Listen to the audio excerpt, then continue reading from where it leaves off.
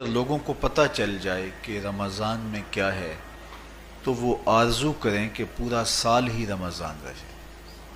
اتنی برکتیں اور اتنی رحمتیں اللہ نے اس مبارک مہینے کے دامن میں ڈال دی ہیں۔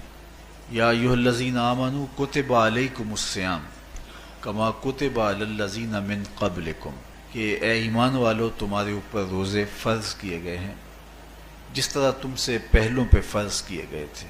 کیوں فرض کیے گئے؟ وجہ کیا ہے؟ لعلکم تتقون، تاکہ تم متقی بن جاؤ، تم پرہیزگار بن جاؤ۔ تو روزے کی فرضیت کا نتیجہ تقوی کا حاصل ہونا ہے، اتقاء کی دولت کا نصیب ہونا ہے۔ تو اس آیت کریمہ میں تین چیزیں بیان کی گئی۔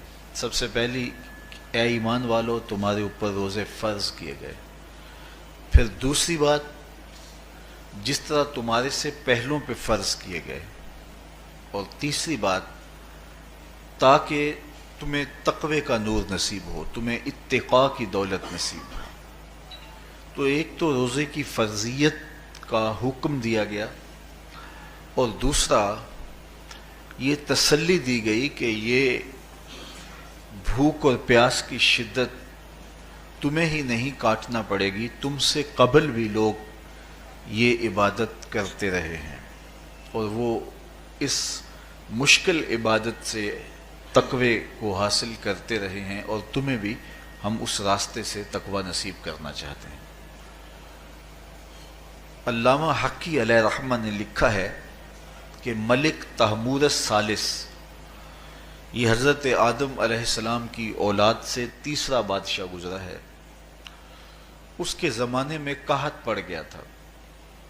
تو اس نے اپنی قوم کو یہ حکم دیا کہ ایک وقت کا کھانا آپ کھا لیں اور ایک وقت کا کھانا بچائیں اور وہ قحط زدہ علاقوں میں بھیجیں۔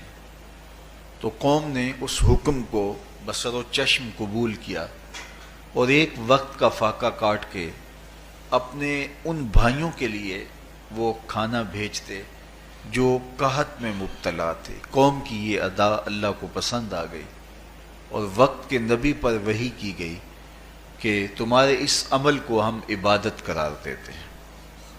تو حضرت آدم علیہ السلام کے بعد متصل ہی یہ عبادت فرض کی گئی، اور پھر جتنی بھی ملتیں، قومیں اور امتیں آئیں ان میں روزے کی تحسین کی گئی اور روزے کی تلقین کی گئی۔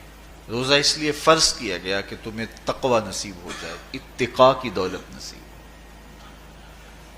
اب سوال یہ ہے، کیا تقوی بھوک اور پیاس سے حاصل ہوتا ہے؟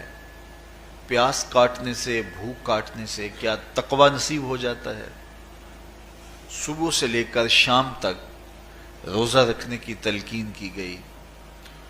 یہاں ناروے میں اور مختلف ممالک کے اندر 20 گھنٹے کا روزہ ہے، اور ہمارے بھی یہاں 16-17 گھنٹے مسلسل شدت کی گرمی میں بھوک اور پیاس کاٹنا ہوتی ہے۔ اتنا طویل دورانیہ جو بھوک اور پیاس کاٹی ہے، اس کا مقصد رزق بچانا نہیں ہے، بلکہ وَيُزَادُ فِيهِ رِزْقُ الْمُؤْمِنِ، ماہ سیام میں مومن کا رزق بڑھ جاتا ہے۔ آپ اپنا بجٹ دیکھ لیجئے، باقی مہینوں کی نسبت ماہ سیام میں آپ کے اخراجات زیادہ ہوتے ہیں اور کشادگی ہوتی ہے۔ تو یہ کوئی خوراک بچاؤ مہم نہیں ہے، بلکہ رزق تو بڑھ جاتا ہے، لیکن اس کے باوجود 20 گھنٹے، 17 18 گھنٹے پیاس اور بھوک کاٹنا، اس کا کوئی مقصد ہے؟